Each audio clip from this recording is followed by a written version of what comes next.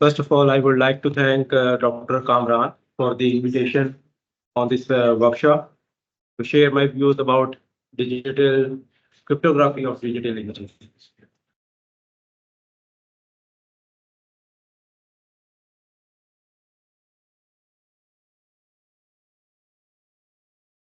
जी, आप लोग मेरे साथ हैं, शुरू कर सकते हैं।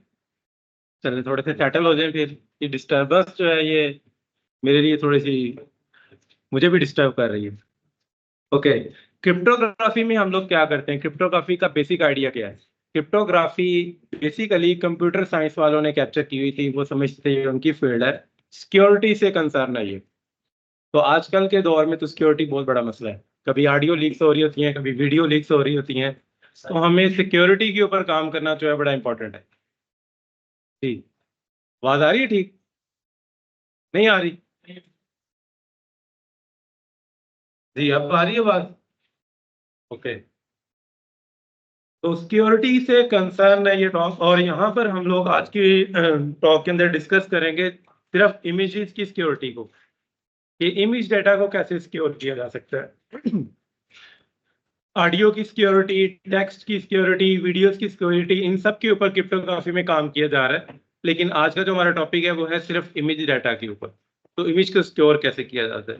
किसी भी चीज को सिक्योर करने के लिए हम क्या करते हैं? उसको लॉक करते हैं, ठीक है, और उसको जब दोबारा देखना हो तो उसको अनलॉक करते हैं।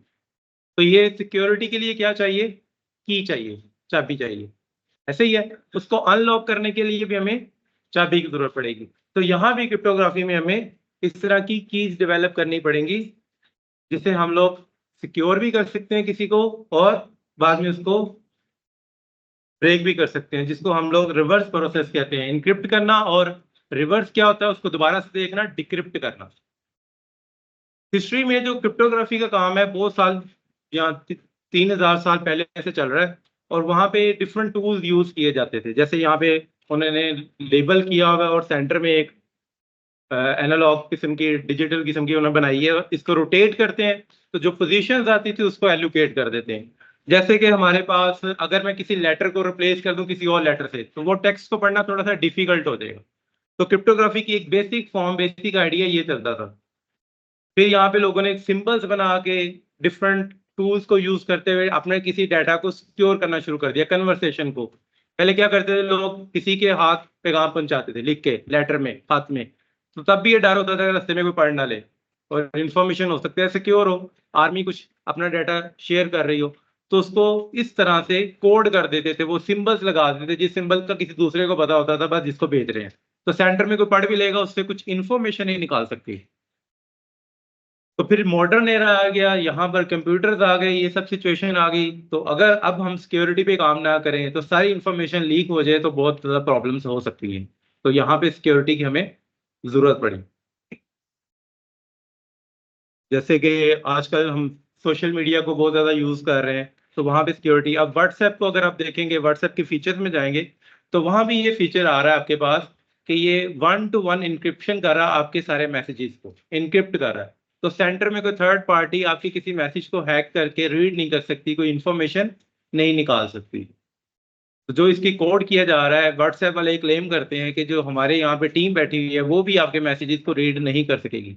जैसे ही आप मैसेज को राइट करते हैं, वो किसी ना किसी फॉर्मेशन से इनक्रिप्ट हो जाता है, कन्वर्ट हो जाता है, और उसको रिवर्स देखने के लिए उसको डिक्रिप्ट करना पड़ता है, जो कि रिसीवर जो है, जिसको आपने सेंड किया है, वो सिर्फ उसको रीड कर सकेगा।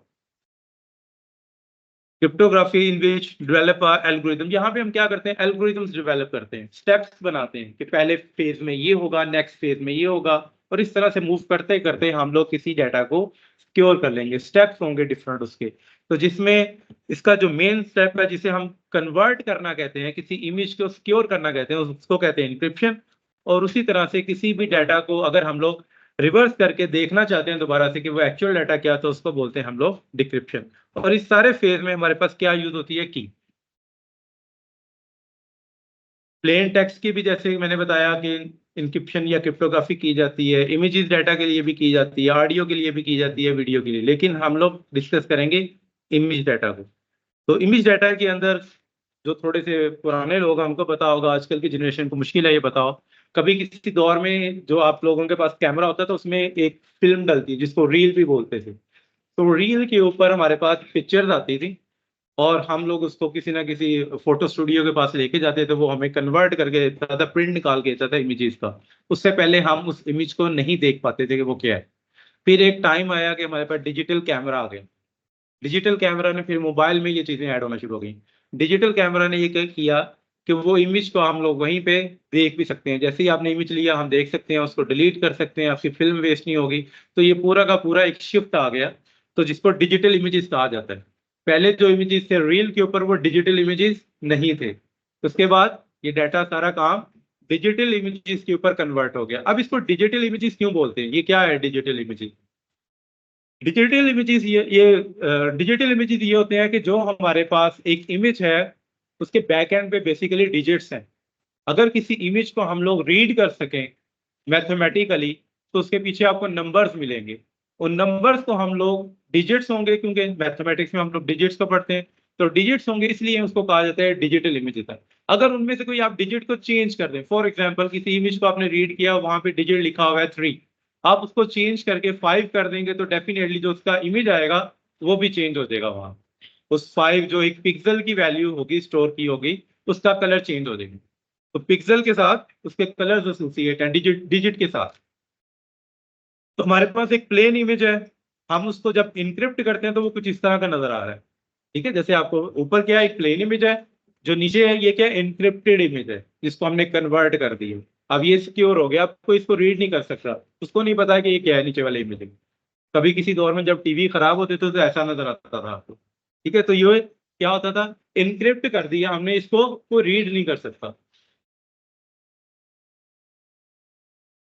ओके, तो नेक्स्ट हमारे पास है क्या, हम every image encryption scheme should have the following properties. हम जब कुछ इमेज को सिक्योर करने के लिए कुछ एल्गोरिदम डिजाइन करते हैं तो हम कहते हैं, कोशिश करते हैं कि उसमें ये वाली प्रॉपर्टीज होनी चाहिए। Create a strong encryption image that can not be hack easily.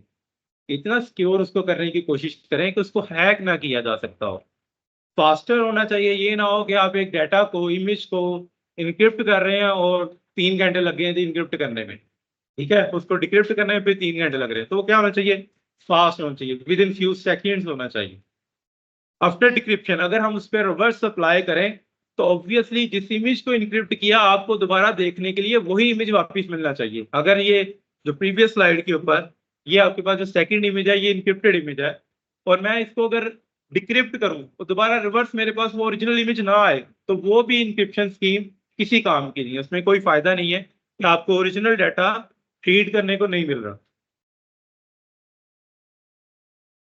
Okay, application of image काफी जगह पे यूज होता है, जहां भी डाटा की सिक्योरिटी का काम किया जाता है वहां पे यूज करते हैं। जैसे मिलिट्री में यूज किया जाता है, बैंक स्टेटमेंट्स के अंदर यूज कर सकते हैं, मेडिकल रिपोर्ट्स के अंदर, ऑनलाइन एग्जाम्स के अंदर, पर्सनल पिक्चर्स के अंदर हम लोग इसको इंक्रिप्शन को, डिजिटल इमेजेस की इंक्रिप्शन को हम लोग यूज कर सकते हैं। ये यहाँ पे एक इमेज को थोड़ा सा ओपन करके दिखाया गया है कि क्या इसका डिजिट्स का और इसके लिंक क्या होता है डाटा का। ये फर्स्ट में आपको जो फर्स्ट पिक्चर नजर आ रही है इसको थोड़ा सा जूम करके इसके पिक्सल्स को आपको दिखाया जा रहा है। ये जो एक ब्लॉक नजर आ रहा है ये एक पिक्सल की एंट्री है। अगर इन पिक्सल्स को हम लोग रीड करें तो वो इस तरह से कुछ डिजिट्स की तरह से एक मैट्रिक्स की फॉर्म बन जाएगी। तो ये मैट्रिक्स हमारे पास क्या बन जाता है, ये हम लोग इसको रीड कर सकते हैं और ये डिजिट्स हैं। और ये हम लोग यूज करते हैं, मैटलैब को यूज करते हैं ज्यादातर। अब एडवांस में आ गया पाइथन, पाइथन को भी लोग काम कर रहे हैं इसके ऊपर इंक्रिप्शन को यूज करते वक्त पाइथन का यूज भी कर रहे हैं। तो यहाँ पे जो हम लोग इमेज ले रहे हैं वो 8 बिट कलर इमेजेस को डील कर रहे हैं, जिसकी जो डिजिट की वैल्यूज होंगी वो 0 से 255 होंगी। जब भी आप किसी इमेज को रीड करेंगे अगर 8 बिट कलर इमेज है तो उसकी जो डिजिट की मैट्रिक्स की वैल्यूज होंगी, एंट्रीज होंगी, वो 0 होंगी और 255 तक नंबर्स होंगे, डिजिट्स होंगे। अच्छा जी, ओके, नेक्स्ट क्या आ जाता है हमारे पास, जो कलर इमेज होते हैं। कलर इमेज क्या क्या बनता है हमारे पास, बेसिकली ये 3 लेयर इमेज होता है जिसमें रेड, ग्रीन एंड ब्लू होता है। अब अगर आप किसी कलर इमेज को रीड करते हैं तो आपके पास बैक एंड पे 3 मैट्रिक्स जो है वो शो करता है। एक मैट्रिक्स को हम लोग कहते हैं, फर्स्ट मैट्रिक्स को कहते हैं रेड मैट्रिक्स है, नेक्स्ट ग्रीन होता है और थर्ड ब्लू होता है। इन तीनों के कॉम्बिनेशन से एक कलर इमेज हमें नजर आ रहा है। अगर हम एक ग्रे इमेज पे काम कर रहे हो तो एक ही मैट्रिक्स बनेगा, लेकिन अगर हम कलर इमेज पे काम कर रहे हो तो उसके 3 ये डिफरेंट शेड्स होंगे, जिसमें मैट्रिसेस भी 3 हमारे पास बन जाएंगे। नेक्स्ट ये फिर एक इमेज को जूम करके दिखाया जा रहा है, ये बटरफ्लाई है, उसका एक पार्ट को मैंने सेलेक्ट किया है, हाईलाइट किया है, और उसके बाद नेक्स्ट उसका एक पार्ट लेके उसको जूम करके दिखाया, तो उसमें कितने ज्यादा पिक्सल नजर आ रहे हैं। तो इन पिक्सल्स को हम लोग एक एक वैल्यू के अगेंस्ट, तो यहाँ मैंने एक उसमें से एक ब्लॉक सेलेक्ट किया है 3x4 का पिक्सल्स का, और उन पिक्सल्स को रीड किया है, तो ये आपके पास रेड में, ग्रीन में और ब्लू में जो उसके बैक एंड पे डिजिट्स थे वो मैंने यहाँ शो कर दी। ठीक है, तो अगर पूरा इमेज को लूंगा तो जितना इमेज का साइज है उतने साइज का एक मैट्रिक्स बन जाएगा, जितना उसके पिक्सल्स का साइज होगा। हर इमेज के ऊपर लिखा होता है पिक्सल्स का साइज, ये 1048 या 512 क्रॉस 512 इमेज है, तो उतनी एंट्रीज का एक मैट्रिक्स वो जनरेट कर देगा। Okay, the plane image with m cross n pixels are arranged in a one-dimensional array. जो हमने मैट्रिक्स को रीड किया, अब हमने क्या कर दिया, एक इमेज डाटा लिया, उसको मैटलैब के टूल की मदद से कन्वर्ट कर दिया एक मैट्रिक्स में। उस मैट्रिक्स को अब हम कन्वर्ट कर रहे हैं एक अरे में। मैं सारी एंट्रीज को एक अरे में रख रहा हूँ, first row as it is, second row को उसकी नेक्स्ट एंट्री बना रहा हूँ। तो एक अरे में इसको पूरे पूरे मैट्रिक्स को शिफ्ट कर रहा हूँ कि एक अरे बना दो। एक अरे बनाने के बाद क्या करेंगे हम नेक्स्ट फेज में, उनको वैसे तो लेबल कर दिया फर्स्ट फेज में कि ये 0 पिक्सल है, 1 पिक्सल है, तो उसमें साइज क्या होगा, m क्रॉस n-1 तक, क्योंकि मैंने एंट्री 0 से स्टार्ट की है। तो यहां तक आपके पास एक अरे का साइज बन जाएगा। नेक्स्ट, क्योटिक मैप्स क्या होती हैं? Chaotic maps are treated map that have non convergent behaviour. ये इस तरह की हमारे पास मैप्स होती हैं, मैपिंग्स होती हैं, जिनको अगर हम लोग अप्लाई करें इस आइट्रेशंस को तो वो कन्वर्ज नहीं करती, ठीक है, किसी एक पॉइंट की तरफ ही। इनका बिहेवियर डाइवर्जेंट होता है, हमें ये रिक्वायर होती है इमेज इंक्रिप्शन के अंदर, तो क्योटिक मैप्स को हम लोग यूज करते हैं। नेक्स्ट, अनप्रिडिक्टेड बिहेवियर, ऐसी होनी चाहिए जिनका बिहेवियर को प्रिडिक्ट भी ना किया जा सकता हो कि इनका बिहेवियर क्या है, एट किस स्टाइल की तरफ ये मूव कर रही है। रैंडम बिहेवियर होना चाहिए, जितनी इसमें रैंडमनेस ज्यादा होगी वो हमारे लिए इंक्रिप्शन के अंदर ज्यादा यूजफुल होगा। Next, sensitivity to initial condition, अगर इस मैप के अंदर फर्स्ट जो आइट्रेशन के अंदर फर्स्ट एक वैल्यू हम ऐड करते हैं इनिशियल वैल्यू, अगर वो मैं माइनर सी भी चेंज कर दूं तो मैप का बिहेवियर टोटली चेंज हो जाना चाहिए। अगर वो टोटली चेंज नहीं हो रहा तो वो भी मैप हमारे लिए इतनी यूजफुल नहीं रहती। ठीक है, तो इनिशियल कंडीशन जो है वो सेंसिटिव होनी चाहिए कि जरा सा चेंज किया टोटली बिहेवियर चेंज हो जाए। ओके, उसमें से एक ये मैप है क्योटिक बिहेवियर को मेंटेन करने वाली, इसको बोलते हैं टेंट मैप। ठीक है, टेंट मैप, इसको ये इसका सबसे बेसिक फॉर्मेट है टेंट मैप का। इसको हम लोग डिस्क्रिटाइज टेंट मैप में जब इसको फॉर्म देखते हैं तो उसके लिए ये इसका वे है। तो यहाँ पर इसको ब्रेक किया था 0 से 1 के अंदर, फर्स्ट पीस में 0 से 1/2 किया, नेक्स्ट में 1/2 से 1 किया। तो ब्रेक आप कहीं भी कर सकते हैं, 1/2 करना जरूरी नहीं था, लेकिन 0 से, तो इसको कन्वर्ट किया है हमने 0 से A2 तक। तो A2 अब हमारे पास कोई डिजिट होगा, जैसे कि हम इमेज इंक्रिप्शन पे काम कर रहे हैं, तो यहाँ पे मैंने आपको वैल्यूज बताई थी 255, तो आप A2 की वैल्यू 255 यहाँ पुट करके तो एक टेंट मैप को देख सकते हैं। तो ये हर एक डिजिट के ऊपर कोई ना कोई आउटकम जनरेट कर देगा, और ये टेंट मैप ये खूबी है, ये 1-to-1 मैप है। Image encryption scheme proposed by modifying chaotic map using fuzzy numbers। अब fuzzy numbers को हम लोग यूज करके इसके chaotic behavior को enhance कर रहे हैं, एक chaotic map जनरेट कर रहे हैं जिसके अंदर हम fuzzy numbers के टूल को साथ में थोड़ा ऐड करते हैं, जिससे ये chaotic behavior इंक्रीज हो जाता है। उसका जो बिहेवियर है वो नेक्स्ट में मैं शो करता हूँ कि ये कैसा बनता है। तो ये फजी नंबर्स को यूज करने के बाद इसका ये मॉडिफाइड टेंट मैप, जो पहले टेंट मैप देखी उसके अंदर मैंने ये जो एस का फंक्शन है, ये मेरे पास इसका था मॉडिफाइड, ये जो यहाँ पे है, सॉरी, ये टेंट मैप का, इस टेंट मैप को मैंने यूज किया है। नेक्स्ट, ये जो आपके पास गाजियन फजी नंबर है, इनके कम्बिनेशन के साथ तो ये आपके पास एक फंक्शन डिफाइन कर दी, हाइड्रेशन मैप डिफाइन कर दी। तो पहले तो फर्स्ट लेफ्ट साइड पे जो इमेज है ये टेंट मैप के क्योटिक बिहेवियर को शो कर रहा है, लेकिन जो सेकंड इमेज है ये फजी टेंट मैप, जो हमने मॉडिफाई किया है टेंट मैप को with the help of fuzzy numbers, तो ये उसके क्योटिक बिहेवियर को शो कर रहा है। तो इसमें क्योटिक के स्टार्टिंग वैल्यूज के बाद बहुत जल्द इसमें वेरिएशन आना शुरू हो गई है, बहुत ज्यादा इसमें चेंज है कि हम लोग इसके बिहेवियर को इजीली अंडरस्टैंड नहीं कर पाएंगे कहाँ पर ये मूव कर रहा है।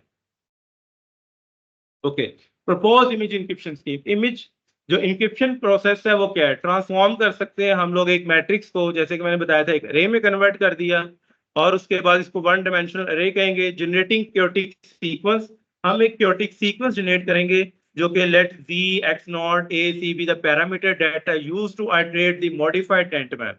जो अभी हमने मॉडिफाइड टेंट मैप बनाई है उसके अंदर इसको वैल्यूज को यूज करेंगे और हम लोग एक क्योटिक सीक्वेंस जनरेट कर देंगे। अब उस क्योटिक सीक्वेंस को जो हमने जनरेट किया यहाँ पे SI और FI की वैल्यूज, पहले SI को यूज करके F1 जनरेट कर लेंगे, फिर F1 को यूज करते हुए F2 को यूज कर लेंगे। यहाँ मैंने mod 256 अप्लाई किया। mod 256 इसलिए अप्लाई करते हैं क्योंकि 8 बिट इमेज पे काम कर रहे हैं, तो 8 बिट इमेज की मैक्सिमम वैल्यू हमारे पास हो सकती है 255। तो मैं अपने डाटा को 0 से 255 के दरमियान मैनेज करने के लिए मैंने mod अप्लाई कर दिया। अगर कोई इस सारे प्रोसेस में कोई नंबर 255 से एक्सीड करता है तो mod उसको दोबारा उठा के वापस ले आएगा। तो F1 F2 हमारे पास क्या है, की स्ट्रीम है। जैसे कि मैंने बताया था क्या चाहिए, चाबी चाहिए, की चाहिए। तो यहाँ पे एक की स्ट्रीम जनरेट कर लेते हैं कुछ इनिशियल कीज की मदद से। वो की स्ट्रीम इतनी बड़ी होती है कि आप उसको क्रैक करना डिफिकल्ट हो जाता है हमारे लिए।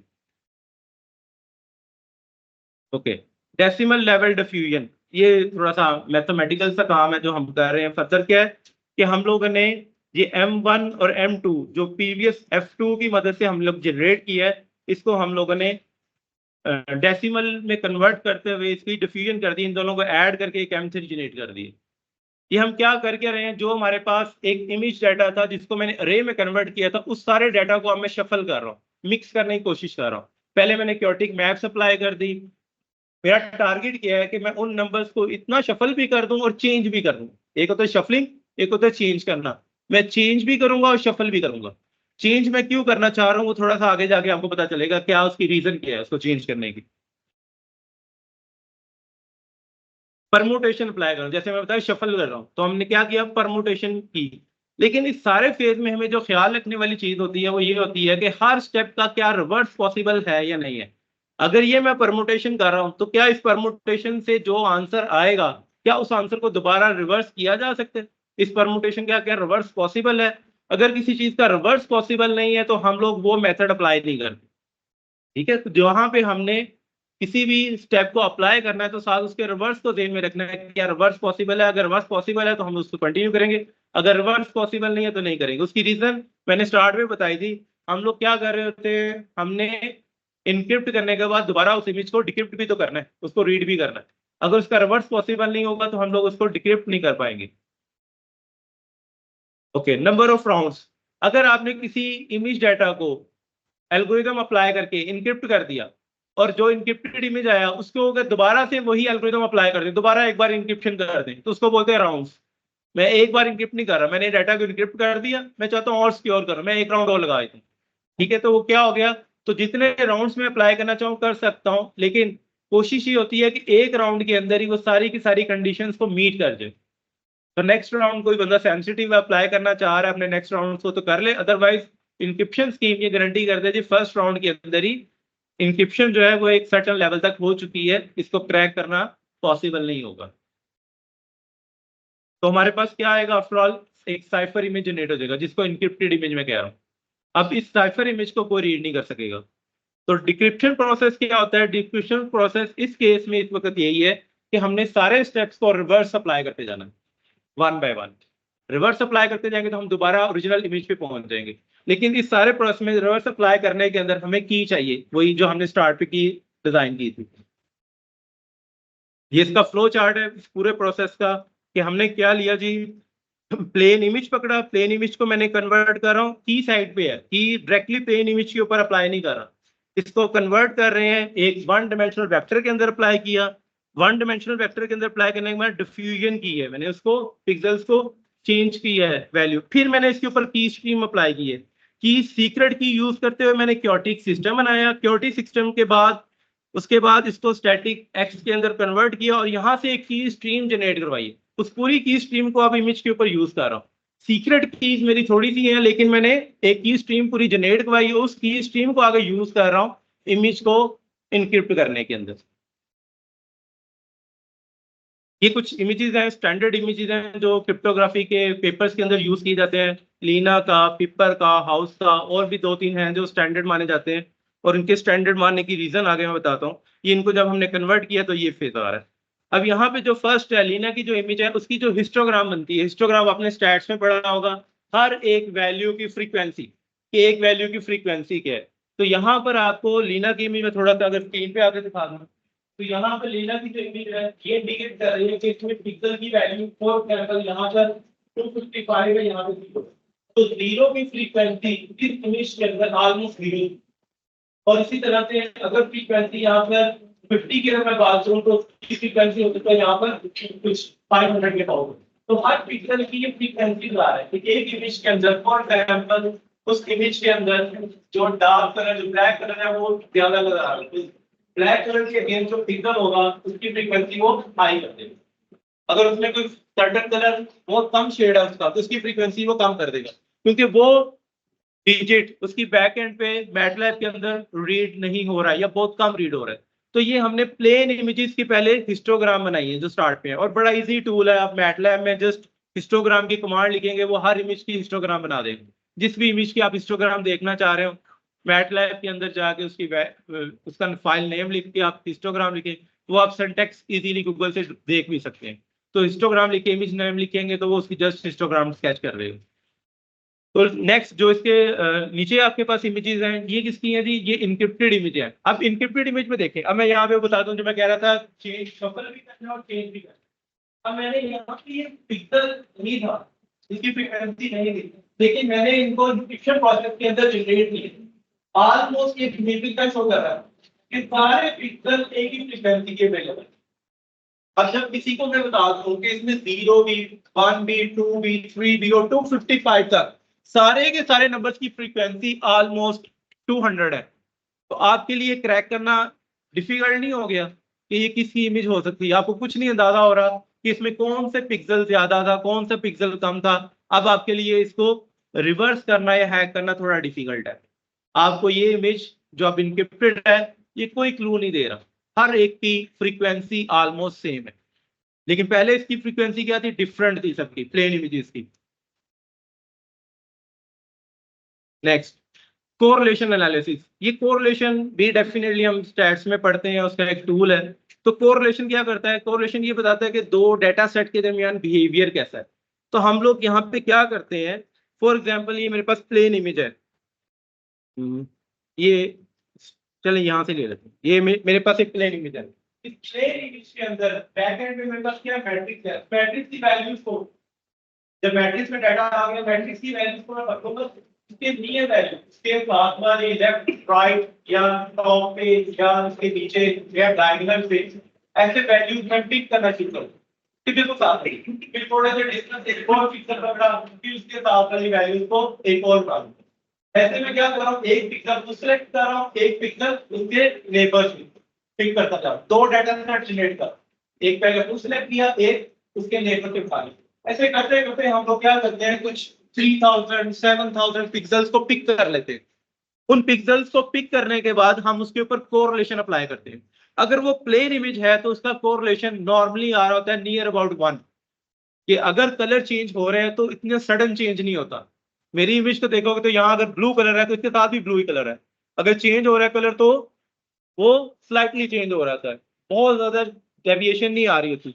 लेकिन इनक्रिप्टेड इमेज के अंदर क्या होगा, अगर मैं यही काम इनक्रिप्टेड इमेज पे करूं, जैसे यहाँ पे जो इमेज है इसके अंदर यहाँ से मैंने एक पिक्सल पिक किया, उसके नेबर से एक और पिक्सल पिक किया, यहाँ से एक और पिक्सल पिक किया, उसके नेबर से भी और, इस तरह मैं डिफरेंट पोजीशंस के पिक्सल्स को पिक करता जा रहा हूँ, उसके नेबर से पिक्सल्स को पिक करता जा रहा हूँ। करने से मैंने 3000 या 7000 या 10000 पिक्सल्स को इस तरह से पिक कर लिया, क्योंकि मैटलैब में काम करना होता है तो इतने बड़े डाटा को हैंडल करना डिफिकल्ट नहीं होता। हम इसके ऊपर कोरिलेशन अप्लाई भी करना हो तो just with in micro seconds वो कैलकुलेट करके आपको बता देगा जी कोरिलेशन ये है। तो हम उसके ऊपर कोरिलेशन एवेल्युएट करते हैं जब इनक्रिप्टेड इमेज के अंदर, तो उसका आंसर आ रहा होता है नियर इक्वल टू 0, जैसे यहाँ पे शो कर रहा है। लीना की इमेज को अगर मैंने इनक्रिप्टेड इमेज के ऊपर कोरिलेशन अप्लाई किया तो आंसर आ रहा है -0.00। इसका मतलब है कि दोनों डाटा सेट ऑलमोस्ट एक दूसरे से इंडिपेंडेंट है। अगर एक पिक्सल की वैल्यू यहाँ पर आ रही है 13, तो उसके नेबर में हो सकता है वैल्यू आ रही हो 230। अगर एक पिक्सल की वैल्यू है यहाँ पर 100, तो वहां हो सकता है वैल्यू आ रही हो 0 उसके नेबर में। लेकिन ओरिजिनल इमेज के अंदर ऐसा नहीं था, वहां इतनी ज्यादा डेविएशन नहीं आ रही, वहां स्लाइटली नंबर चेंज हो रहे होंगे।